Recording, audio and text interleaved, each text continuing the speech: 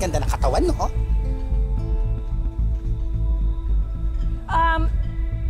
I'm sorry. Actually, ito kasing si Marta, napakagaling. Hindi niya sinulat sa labas yung requirements, no? Nilagay mo lang talaga for hire, no? Galing mo eh. Hindi niya sinulat yung requirements sa labas, no? Actually, ang kailangan ko balingkinitan. There! I said it. Kailangan ko na medyo balingkinitan para mabilis kumilos, di ba, yung pwedeng sumingit-singit dito sa mga gilid-gilid nung aking mga lamesa. Halika, Marta! Halika. Ayan, ganito. Ganito ka balingkinitan. Okay? I'm so sorry. Ito ka na.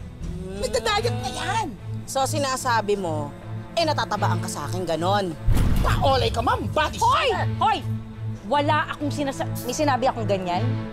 May narinig kayo sinabi kong ganon? May narinig kayo? Wala, di ba? Wala akong sinasabing ganyan. Parang yun talaga ang gusto mong sabihin at pinapahiya mo ako sa mga customer mo. Ay, teka, saglit lang ha. Bakit ang taas mo?